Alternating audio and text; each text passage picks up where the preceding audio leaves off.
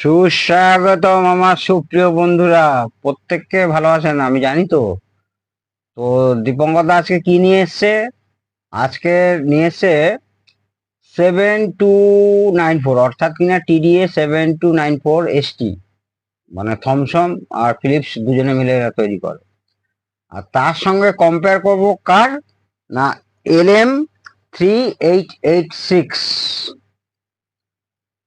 তো এটা very recent, মানে আজকেরই তৈরি হয়েছে, কালকের থেকে কর্ম করে আজকেরই তৈরি হয়েছে। লুকিং সম্পর্কে আর বলবো না, এগুলো সবই মেটাল লক, দিবঙ্গতার যেরকম থাকে ট্রান্সফর্মার। এবারে ভেতরকার ব্যাপার নিয়ে অনেক আসছি। অনেকের কমপ্লেন টিডিএ 7294 আইসি পুড়ে যায়, তারপর ট্রান্সফর্মার ভোল্টেজই বা কত হবে, ওয়াটেজ কত হবে, কত ওহমের স্পিকার হবে। তো সেই ব্যাপারে আপনাদের অনেক কনফিউজ আছেন আপনারা, সেই ব্যাপারে আজকে বলবো। যেমন হচ্ছে, এই হচ্ছে LM3886, আর এর কাছে রাখলাম TDA 7294। দুটোই কিন্তু অসাধারণ আইসি, আগেই বলে দিলাম। আচ্ছা, দুটোর মধ্যে পার্থক্য কি? এদিকে দুটোর মধ্যে পার্থক্য, ধরুন LM3886 4 ohms আপনার 68 ওয়াট দেবে, আর সেখানে হচ্ছে 4 ohms TDA 7294 দেবে কি 100 ওয়াট। এইটা কোম্পানির ডেটা অনুযায়ী আমি বলছি, তারপরে আসল খেলায় আসছি। এইটা যতটা বেস ক্রিয়েট করবে এইটা ততটা করতে পারবে না, কিন্তু ক্ল্যারিটি দুটোই অসাধারণ, দুটোই অসাধারণ ক্ল্যারিটি। এইবার আসছি ভোল্টেজ সম্পর্কে। এইটা ম্যাক্সিমাম ভোল্টেজ চলবে, অর্থাৎ এই আইসিটা যে LM3886 +- 42 ভোল্ট, আর এ চলবে ম্যাক্সিমাম +- 40 ভোল্ট। এর মধ্যে কিন্তু 7294-এ অনেকগুলো প্রোটেকশন আছে, মিউট প্রোটেকশন আছে, তারপরে গুড থার্মাল প্রোটেকশন আছে। সেক্ষেত্রে কিন্তু এর মধ্যে মিউট আর স্ট্যান্ড বাই প্রোটেকশনটা কিন্তু নেই, থার্মালটা আছে। ঠিক আছে বন্ধুরা, দুটো আইসি ক্লাস এবি, এটাও ক্লাস এবি, এটাও ক্লাস এবি। এতেও থার্মাল শর্ট সার্কিট প্রোটেকশন আছে, এতেও থার্মাল শর্ট সার্কিট প্রোটেকশন আছে। সাধারণত এদের ধরা হয় ডিমস ক্যাটাগরি। ঠিক আছে, এইবার আসছি আসল কাহিনীতে। প্রথমে আমাদের কোথায় কোথায় ভুল হয়। আচ্ছা, আগে একটু পিসিবি দেখে দিচ্ছি। এটা সেই ডিজি সফটওয়্যার পিসিবি 7294। কতগুলো চ্যানেল দেখুন, একটা, দুটো, তিনটে, চারটে, পাঁচটা। পাঁচটা করেছিলাম কেন? কারো 5.1 দরকার হলো, তার থেকে কেটে করে নিলাম। প্রত্যেকটা দেখুন ইন্ডিভিজুয়াল, কাটা যাবে এখান থেকে। এই যে অলরেডি আমি দুটো চ্যানেল বানাবো বলে একটা কাটিং হয়েছে, দেখুন, এই দেখুন, সব কিন্তু 7294। এইটা 2010 সালের তৈরি পিসিবি। পিসিবিটা 2010 সালে না, এই ডিজাইন আমার 2010 সালের। কিন্তু আর এরা ডিজাইন কি, আপনাকে ম্যাথমেটিক্যালি যেটা আছে, কোম্পানি যেটা যখন আইসি তৈরি করেছে, কোম্পানি আইসি তৈরি অনুযায়ী যে সার্কিট দেবে তাদের নিতেই হবে। প্লাস এবার আপনার এক্সট্রা আপনি অ্যাডভান্স কিছু টেকনোলজি আপনি ঢোকাতে পারেন। যেমন ধরুন এখানে আমি করেছি, এটা হচ্ছে একদম লেটেস্ট টেকনোলজিতে পিসিবি তৈরি। এর মধ্যে যেমন হচ্ছে পাওয়ার সাপ্লাই ছিল না, আলাদা এক্সটার্নাল পাওয়ার সাপ্লাই ছিল, এর মধ্যে পাওয়ার সাপ্লাই ছিল না, কিন্তু এর মধ্যে পাওয়ার সাপ্লাই করেছি। আচ্ছা, এর মধ্যে জোবেল নেটওয়ার্ক ছিল না, আলাদা করে করতে হতো, এর মধ্যে জোবেল নেটওয়ার্ক ঢুকিয়ে দিয়েছি। তো এক্সট্রা প্রোটেকশন আপনাকে কি কি করতে হবে? মেইন হচ্ছে এর পাওয়ার সাপ্লাই। পাওয়ার সাপ্লাই সিলেকশনে আমরা ভুল করে যাই। প্রথমত অ্যালুমিনিয়াম ট্রান্সফর্মার মোটেও না, মিনিমাম ট্রান্সফর্মারটা হতে হবে 6 অ্যাম্পিয়ার, না হলে 5 অ্যাম্পিয়ার মিনিমাম। এইবারে আসছি তার ভোল্টেজ আউটপুট। ভোল্টেজ আউটপুটটা হবে আমার মতে, এ কিন্তু চলবে একদম 10 ভোল্টেজ, মানে 10 থেকে কিন্তু চলা আরম্ভ করে দেবে। কিন্তু আমার মতে হচ্ছে সবচেয়ে সেফ পয়সা নেয় এবং আউটপুটও অসাধারণ পাবেন 22 0 22। মার্কেটে আপনি 22,022 বানাতে বলবেন, তো এসে মেপে দেখবেন বেরোচ্ছে 25,025। এর পক্ষে কিন্তু হার্মফুল হয়ে যাবে। আপনাকে নিজে অঙ্ক করে নিজের মানে এর প্রত্যেকটা টার্ন বলে দিতে হবে, এই তার হবে, এই এত টার্ন হবে, তবেই আপনি 22,022 পাবেন। মার্কেটে আপনি বলবেন যে 24,024 অনেকে রেকমেন্ড করে, এতে 24,024, 24,024 এসে মেপে দেখবেন 26,026। ওই 26টাই ডিসি করার পরে 36-37 হয়ে যাবে। এর কিন্তু লাস্ট ভোল্টেজ কোম্পানি বলছে, লাস্ট হচ্ছে আপনি দিতে পারবেন 100 ওয়াট পেতে হলে অ্যাট দা মানে আপনার রেট মানে 4 ohms লোডে, সেটা হবে কিনা আপনার +40 -40। একদম বিপদ, মানে লাল রেখার কাছে চলে গেলেন আপনারা, ওখানে মোটেও যাবেন না বন্ধুরা। পাওয়ার সাপ্লাই একদম আইডিয়াল পাওয়ার সাপ্লাই হচ্ছে 22,022 প্রপার একদম। এইখানে এসি মাপতে হবে, এই তারে আপনাকে এসি মাপতে হবে যে এটা 22,022 মিনিমাম 5 অ্যাম্পিয়ার, তবেই আপনি এখানে সার্কিটে দিলেন, ডিসি হলো। ওই 22,022 ডিসি হওয়ার পর আপনার আরো 10 যোগ করুন, 32 হবে। 8 ভোল্টেজ মাইনাস হয়ে গেল, আপনি একদম সেফটিতে চলে আসলেন। তারপরে আসছি হিট সিঙ্ক। বাজারে দেখবেন এই ধরনের হিটসিঙ্ক ব্যবহার করেই না। এখানে কিন্তু দুটো হিটসিঙ্ক খুব, এইটা পাতলা আছে, এইটা কিন্তু খুব মোটা, আর একদম নেয়ার যতটা কাছাকাছি লো আরপিএম এর ফ্যান লাগাতে হবে। লো আরপিএম এর ফ্যান কেন বলতে গেলে এখন অনেক কথা হবে, ভিডিও বড় হয়ে যাবে, কেউ দেখবেন না আপনারা। আমি চাই আপনাদের শেখাতে।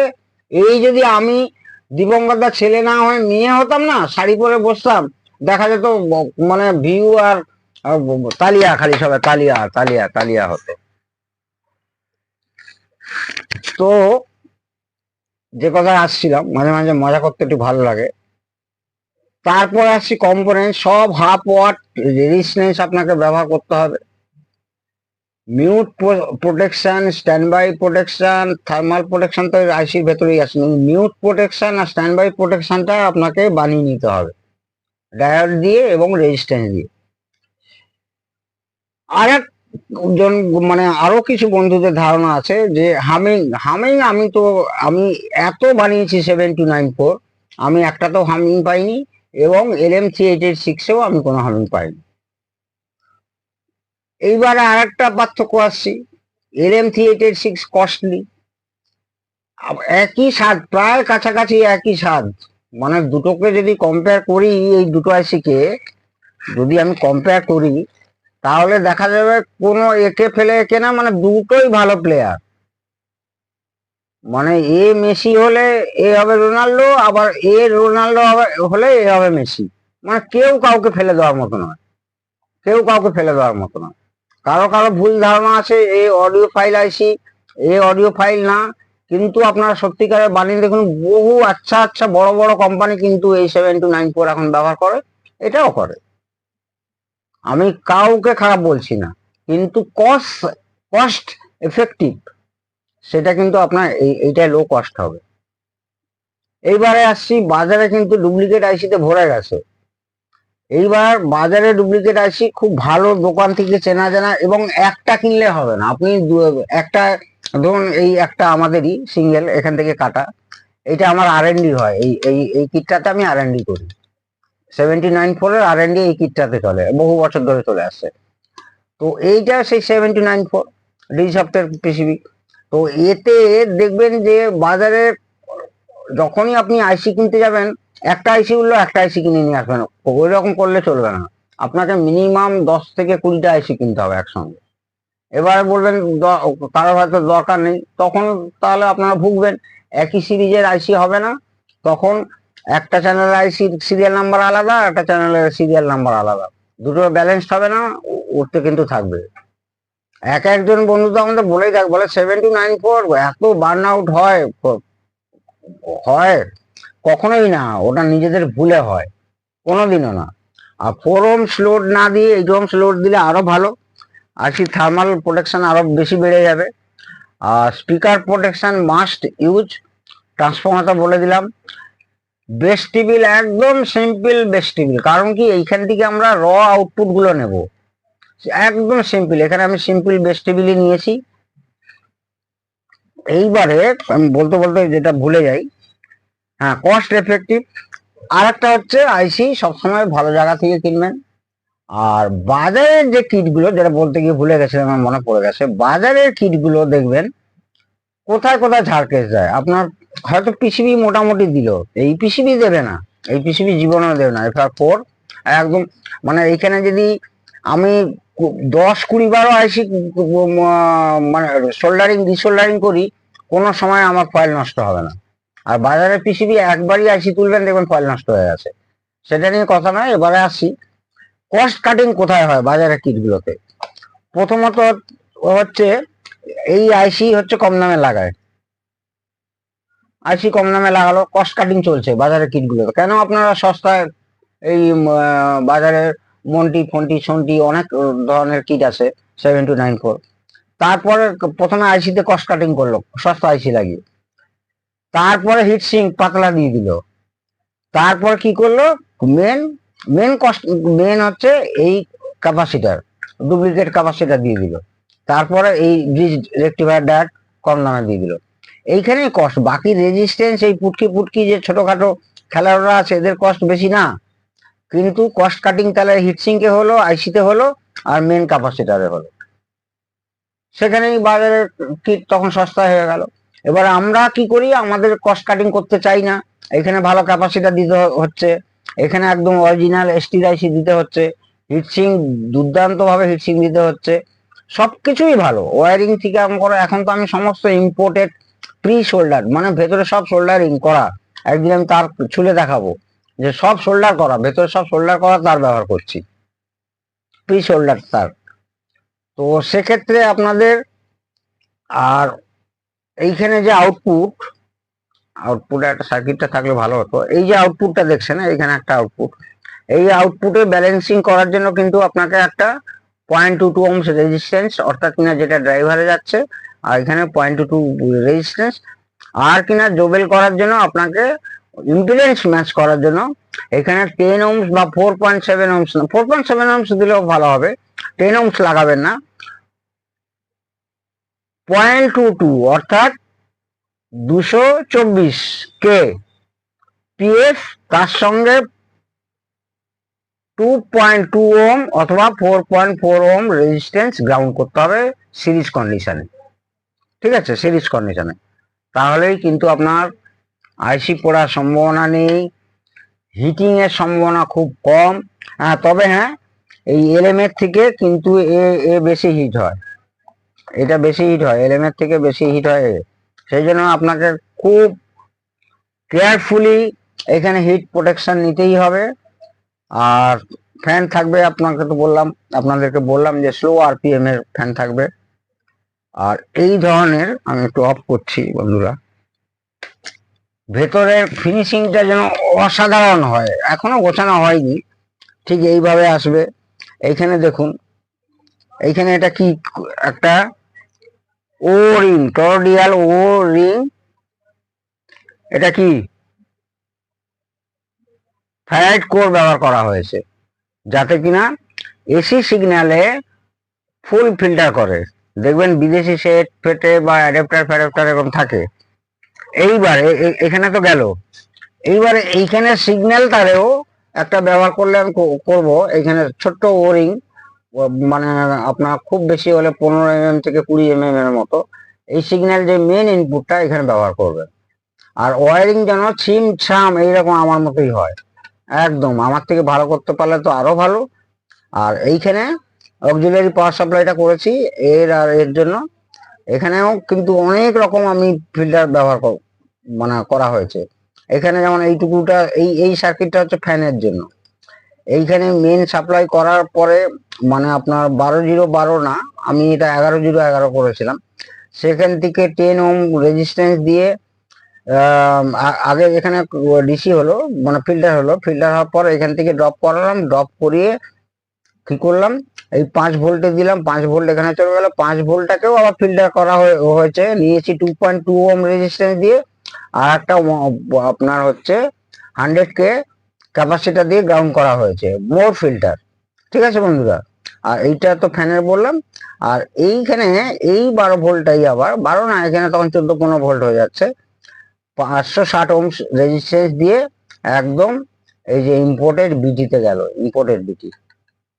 এটা খুব ভালো বিটি, আমি বলছি আপনাদের। এইরকমই দেখতে কিন্তু বাজারে অন্য বিটি ছেড়ে গেছে, কেনার সময় দেখে নেবেন যে দীপঙ্করদা কোনটা দেখিয়েছিল, না হলে আপনারা স্ক্রিনশট তুলে রাখবেন। এরকম যদি জোগাড় করতে পারেন, খুব ভালো বিটি, যে কোনো সেটের সঙ্গেই আমি দেখছি ভালো ম্যাচ করছে।